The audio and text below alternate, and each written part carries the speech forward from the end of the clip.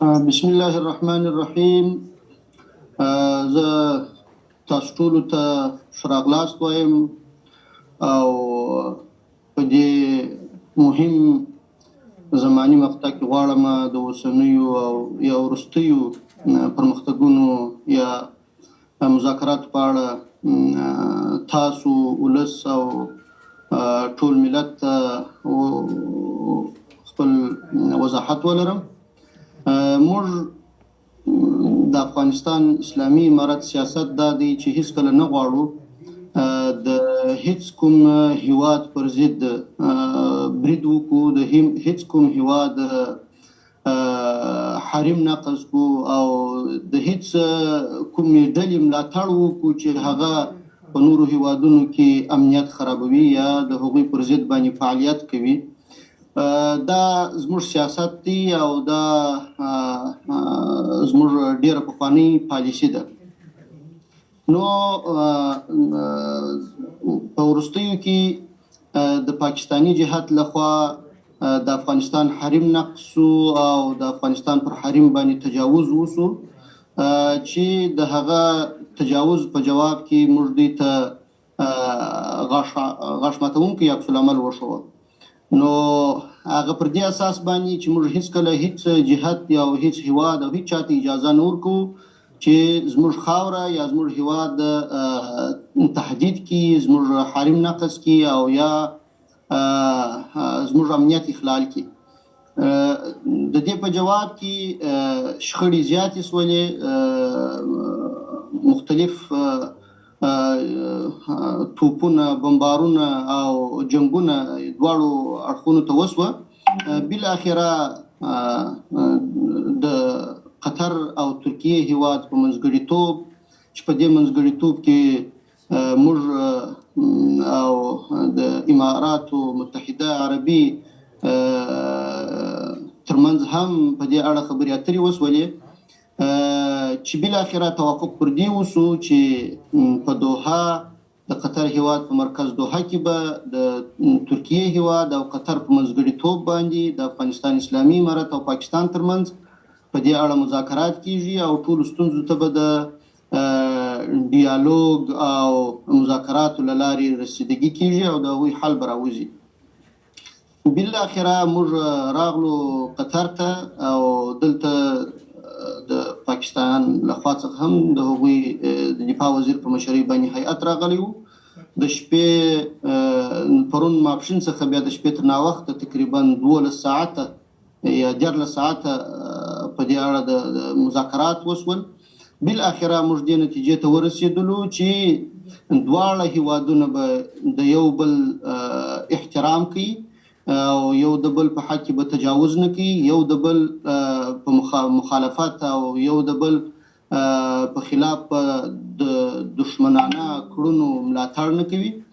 او هیڅ داسې یو جهت ته به اجازه نه ورکول کېږي هغه د هیڅ طرف څخه چې د بل هیواد امنیت تاوان ورسوي او یا د بل هیواد پر ضد باندې بریدونه وکړي. خو که څوک بل فرض داسې کېږي چې هغه برید کوي پر یو هیواد باندې،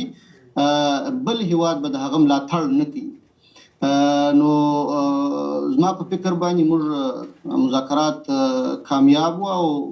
مطلق اوربند اعلان سو او پر دې باندې توافق وسو چې دا اوربند به دوامدار وي. خو د دې اوربند او د یو بل سره د ښو اړیکو د ساتلو او آینده سیاسي او اقتصادي پرمختګونو لپاره به یو میکانیزم رامنځته کیږي تر څو د قطر او ترکیه هیوادونو تر څار لاندې دغه میکانیزم کې د یو تخنیکی کمیټې کار وکړي او یو د بل سره د دې پر ځای چې دا مشکلات زیات سي دا راکم کو. نو په دې حالت کې چې زموږ د پاکستان سره په جنگ باندې اخته وو، زموږ ګرانو ولسونو، زموږ ملت، زموږ د امنیتي او ځواکونو تر شا ودرېدی په ډېره میړانه باندې موږ د دوی دا تشویق او د ملاتړ په ډېرو درنو الفاظ سره ستایو او خپلو امنیتي او دفاعي ځواکونو چې د خپل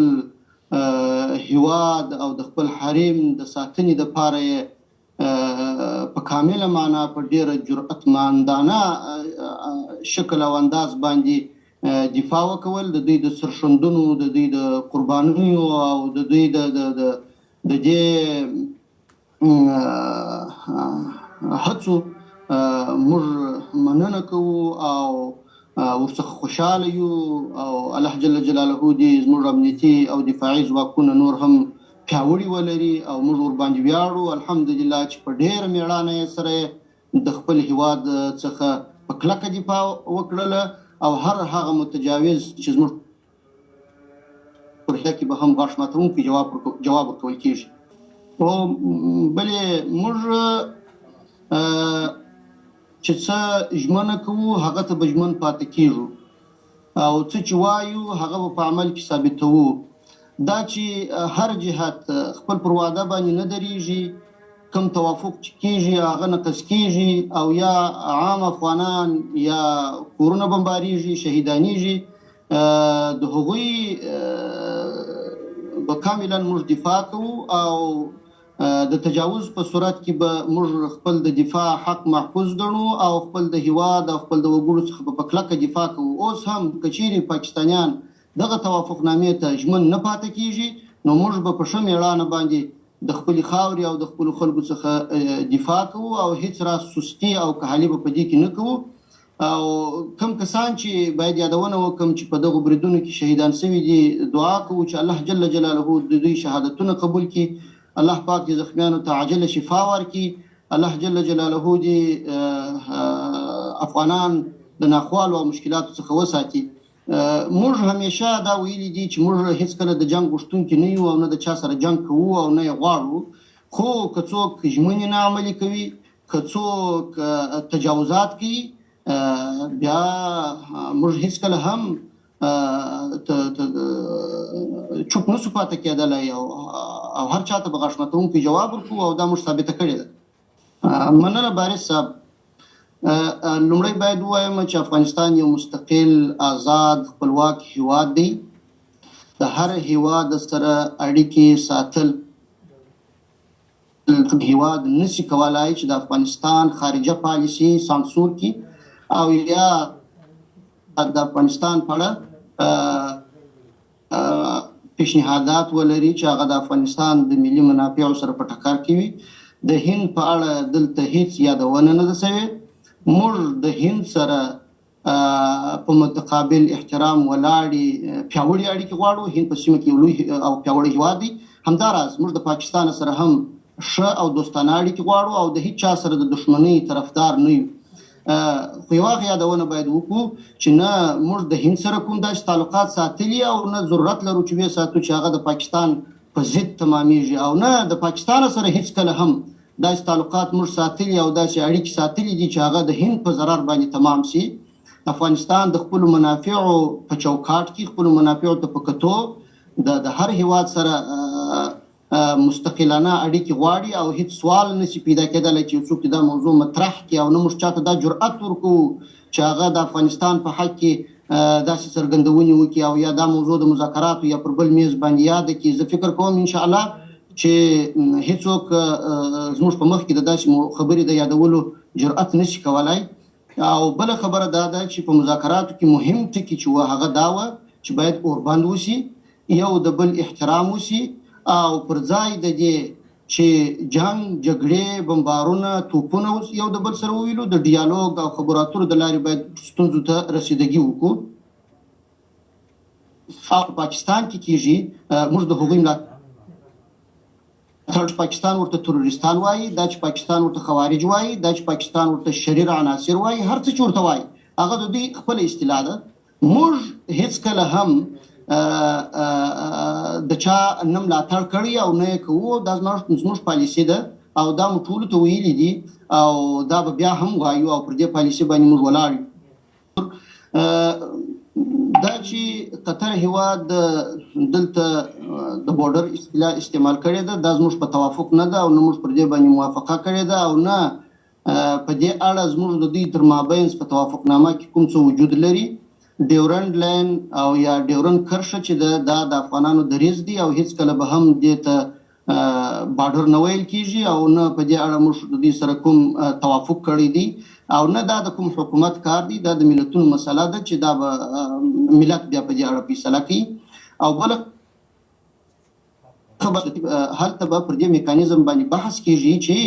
دغه توافق چې اوس موږ کړی دی کوم جهت د دې څخه سرغړونه کوي او که کوي باید هغه د کومو عواقبو سره مخامخ شي نو دا به بیا هلته پر دې باندې بحث کیږي زموږ د خوا به هم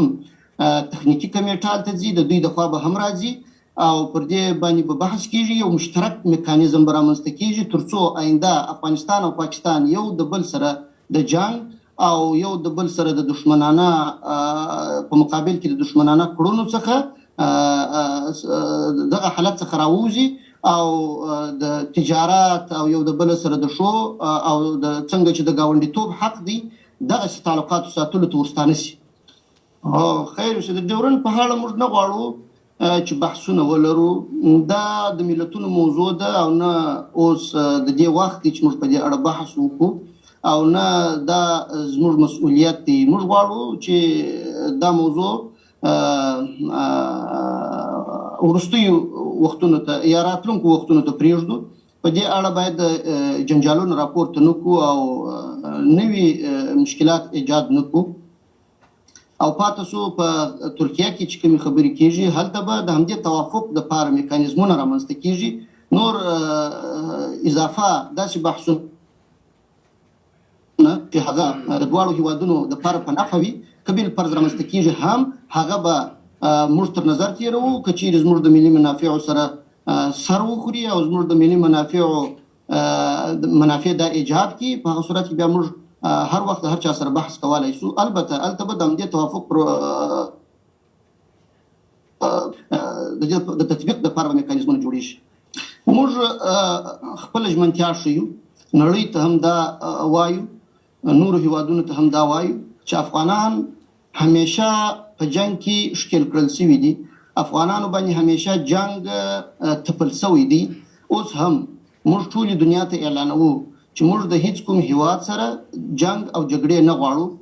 دا زموږ ژمنتیا ده او دا زموږ په عمل کې هم ثابته کړه او وموښودل د ترکیې او قطر هیوادونو په منځګړیتوب د هغوی په مخ کې مو دوی ته وویل چې موږ هیڅکله پر چا باندې تجاوز نه کړی او نه کوو موږ د خپل هیواد دفاع چې زموږ مسلم حق دی هغه به کوو او د هر قسم تجاوزاتو په مقابل کې به موږ درېږو دا چې بیا دوی تر کومه حده پورې په دې وعدو باندې وفا کوي او یا دا ژمنې نه عملي کوي وبګورو چې آینده دوی څه کوي نو که چیرې وفا ونه کړي پر عهدونو باندې او پر ژمنو باندې ونه درېږي نو موږ د خپل ځان څخه د دفاع حق لرو او دا حق موږ ثابت دی او بیا به هم هیڅ راز په دې کې د تسامح څخه کار نه اخلو او په زغرده به د خپل هیواد او د خپل وګړو څخه دفاع کوو او دا زموږ مسؤلیت دی چون دا مذاکرات و او د دې لپاره و چې حالت باید ورغوو تر دې مخکې موږ دوی ته شواهد وړاندې کړي دي او اسناد موږ سره شریک کړي دي او دلته په مذاکرو کې هم پر میز باندې پر دې باندې بحثونه وسو دوی به خامخا دغه تورونه لګولي وي خو البته موږ هم هغه حقایق دوی ته وړاندې کړي دي چې د دوی لخوا د افغانستان په خلاف کیږي یا کېدله او یا روان دي البته اخیری توافق چې موږ ته رسیدلی او هغه هم دا دی چې ما مخکې اشاره وکړه او ضمانت خدا دی چې د دغه دوه هیوادونو په مخ کې موږ پر دې باندې توافق وکړي او هغوی د هغوی په حضور کې چې یو د بل احترام وکړو یو د بل په خلاف دشمنانه کړنې نه کوو یو د بل سره به ښه ګاونډیتوب ته ژمنتیا ښیو او تعلقات به سموو او ستونزې به د خبرو د لارې حل کوو دا د دوی په مخ کې دوی وعده وکړه او دا توافق یې وکړي نو نور به کوم داسې تضمین چې تر دې څخه علاوه هغه فکر نه کوم چې بیا